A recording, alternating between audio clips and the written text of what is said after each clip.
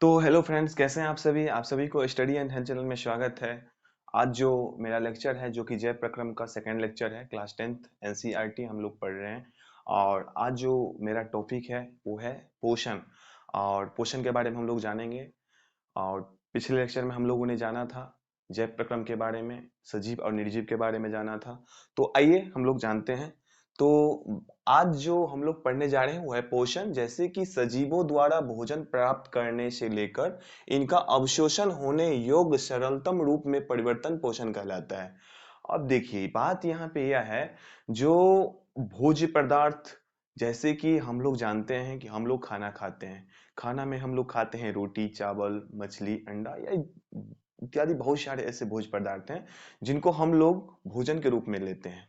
लेकिन वो जो भोज्य पदार्थ है वो क्या है, जटिल भोज्य पदार्थ है। उसको हम जब अपने भोजन के रूप में खाते हैं तो पहले उसको दांतों से, मुंह के अंदर दांतों से चबाते हैं, फिर वो हमारे पेटों में जाती है और आमाशय से होते हुए छोटी आंत में जाती है। तो उसका सरलतम रूप जो है, एक सरलतम रूप होता जाता है। और उसकी जो सरलतम रूप है वो आणविक स्तर पे जाकर के जो है वो अवशोषित होने योग्य सरलतम रूप में परिवर्तित हो जाता है। तो वो जो परिवर्तन होता है ना आंशिक रूप में, जो कि हमारा बॉडी के अंदर दीर्घ रोम से अवशोषित होने तक की जो प्रक्रिया है, वहां तक जो होता है उसे हम लोग क्या कहते हैं, पोषण कहते हैं। यानी सजीवों द्वारा भोजन प्राप्त करने से लेकर इनका अवशोषण होने योग्य सरलतम रूप परिवर्तन पोषण कहलाता है। रूप में परिवर्तन पोषण कहलाता है।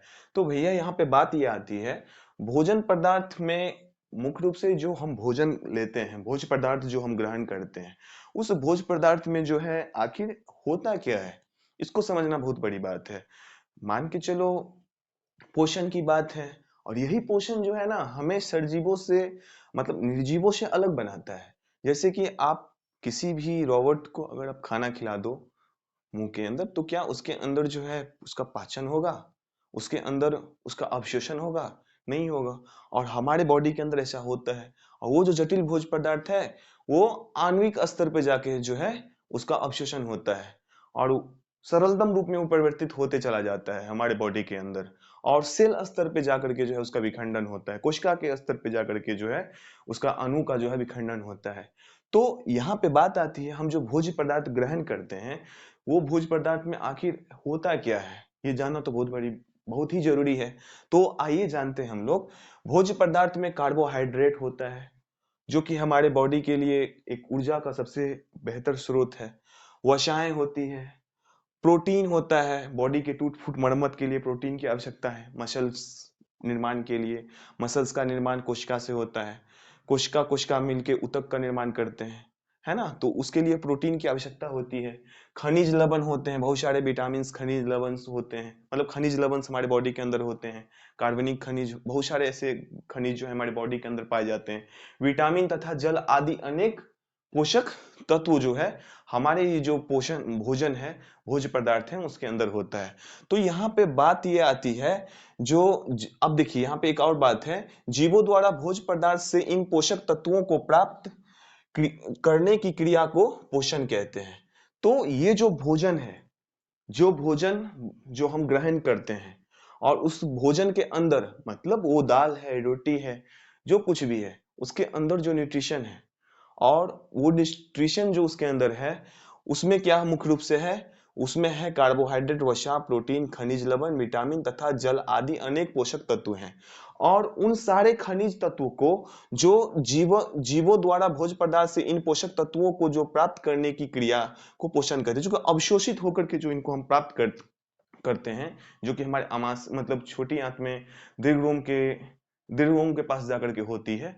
तो ये सारी जो फंक्शन जो हमारे बॉडी के अंदर चलते हैं, मतलब एक जटिल से सरल रूप में, सरलतम रूप में जो है, ये जो, मतलब हमारे बॉडी के अंदर जो जितने भी प्रोसेस हुए हैं, जैव प्रक्रम की जो पोषण की जो ये प्रक्रम हुए हैं, इन्हें हम लोग क्या कहते हैं, पोषण कहते हैं। क्रिया को क्या कहते हैं, पोषण कहते हैं। तो अब बात यह है कि पोषक पोषण की आवश्यकता क्यों होती है। अब भैया इस बात को हम समझेंगे कि भाई इतना जो बहुत बड़ा जो है एक विस्तार, ये जो चक्र है, पोषण भोज्य पदार्थ को हम ग्रहण करेंगे और उसका सरलतम रूप में जाकर के। लेकिन इसकी जरूरत क्यों है, हमारे शरीर को पोषण की जरूरत क्यों है, ये जानना बहुत जरूरी है। तो आइए जानते हैं जो ऊर्जा के स्रोत, मतलब पोषण की आवश्यकता क्यों होता है ऊर्जा के स्रोत के लिए। हमारे बॉडी के अंदर या हमारे किसी भी जीव जंतु के अंदर, जीवों के अंदर जैविक क्रियाओं को सुचारू ढंग से चलाने के लिए ऊर्जा की आवश्यकता होती है। वो जैविक क्रियाएं बहुत सारे हो सकती है, कोशिका के स्तर पे होती है। कोशिका जैसे हम मूवमेंट करते हैं, इसमें बहुत सारी जैविक क्रियाएं होती है, कोशिकाएं के अंदर होती है, कोशिकाओं के स्तर पे होती है।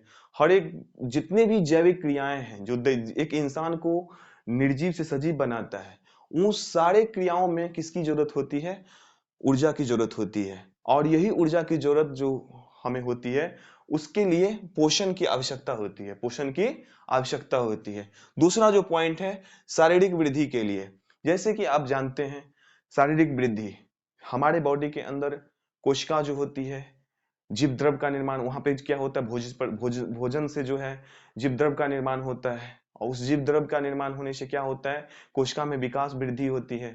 और कोशिका, एक कोशिका जो है विभाजन, कोशिका के अंदर विभाजन होता है और दो कोशिका का निर्माण होता है। दो कोशिका से जो है विभाजित होकर के चार कोशिका का निर्माण होता है, चार कोशिका का निर्माण होता है। इसी प्रकार जो है कोशिका कोशिका विभाजन करके जो है एक ऊतक का निर्माण करता है। और वृद्धि विकास जो कुछ भी है, ये सारे जो हैं शारीरिक वृद्धि या विकास जो कुछ भी है, इसके लिए हमें ऊर्जा की आवश्यकता, मतलब पोषण की आवश्यकता होती है। ये उसके बाद क्या है, शरीर में टूट फूट की मरम्मत के लिए, शरीर में टूट फूट की मरम्मत के लिए जो है हमारे शरीर के अंदर कोशिका के स्तर पे जब हम जाते हैं तो उसमें निर्माणकारी और विघटनकारी प्रक्रिया एक साथ चलती है। और हमेशा जो है हमारे शरीर के अंदर जो कोशिकाएं हैं वहां पे एक कोशिका के अंदर जो है आणविक स्तर पे जो है एक कोशिका का जो है नाश, पुरानी कोशिका का जो है मरम्मत होता है, उसके जगह नया कोशिका का निर्माण होता है, कोशिका का विभाजन होता है। बहुत सारे ऐसे प्रक्रियाएं होती है, विघटनकारी प्रक्रियाएं होती हैं, टूट फूट होता है वहां पे। उन सारी चीजों की मरम्मत के लिए जो है पोषण की जरूरत होती है। जैसे कि हमारा बॉडी में कहीं कट लग जाता है, तो आप लोग जानते हो जो हमारे बॉडी के अंदर जब कहीं कट लगता है तो हमारे डॉक्टर जो हैं वो विटामिन लिखते हैं, विटामिन प्रोटीन की गोलियां चलाती हैं, जिससे कि उस कोशिका के अंदर जो है बहुत सारे जो है पोषक तत्व पहुंचे, जिससे कि उसकी जो क्रिया है, टूट फूट की मरम्मत की क्रिया जो है वो तीव्र हो जाए। यही कारण है। तो शरीर में टूट फूट की मरम्मत के लिए पोषण की आवश्यकता पड़ती है। अब बात आती है जो रोगों से प्रतिरक्षा के लिए। तो रोगों से प्रतिरक्षा के लिए, जैसे कि आप लोगों ने जाना कि कोरोना वायरस कुछ दिन पहले ही, कुछ वर्षों पहले ही जो है हमारे देश के अंदर आया था। और बहुत सारे डॉक्टर एडवाइस दे रहे थे कि विटामिन सी की गोली लो, नींबू का सेवन करिए, नींबू पानी पीजिए, जिससे कि आपके बॉडी के अंदर रोग प्रतिरोधक क्षमता बढ़ेगा। तो ये सारे जो न्यूट्रिशन है विटामिन सी, जो कि खट्टे फ्रूट से आते हैं, जैसे कि संतरा हो गया, उसके बाद जो है एक उत्तम विटामिन सी पाया जाता है आंवला में, नींबू में, इत्यादियों में पाया जाता है। ये भोज्य पदार्थ के रूप में हम ग्रहण करते हैं, जो कि एक पोषण के अंदर आता है। तो रोग प्रतिरोधक क्षमता उससे बूस्ट होता है। जैसे कि हम लोग बहुत सारे ऐसे विटामिन की गोलियां खाते हैं, जिससे कि हमारे बॉडी के अंदर जो है रोग प्रतिरोधक क्षमता स्ट्रांग रहे। उसके लिए जो है पोषण की आवश्यकता होती है, वो जो हम ग्रहण करते हैं ना, वही पोषण है। तो पोषण के आधार पर अब जो बात आती है, पोषण के आधार पर जीवों को दो समूह में बांटा जा सकता है। अब बात ये है, ये जो पोषण है उसके आधार पे हम जीवों को दो भागों में बांट सकते हैं। तो पहला जो भाग है पोषण के आधार पे वो है स्वपोषी पोषण। पहला क्या है, स्वपोषी पोषण। और दूसरा क्या है, विषम पोषी पोषण। तो स्वपोषी पोषण जो होता है, पोषण की वह तरीका जिसमें जीव अपने आसपास के वातावरण में उपस्थित सरल अजैविक पदार्थ जैसे CO2, पानी, सूर्य की प्रकाश से अपना भोजन स्वयं बनाते हैं। जैसे कि उदाहरण के लिए हरा पौधा।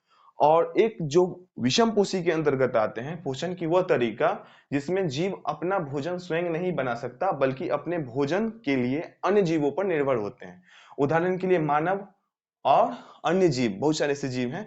और मोनेरा जगत, बहुत सारे ऐसे 5 जगत हैं, उसमें बहुत सारे ऐसे बैक्टीरिया हैं जो कि प्रकाश संश्लेषण करके जो है अपना भोजन बनाते हैं।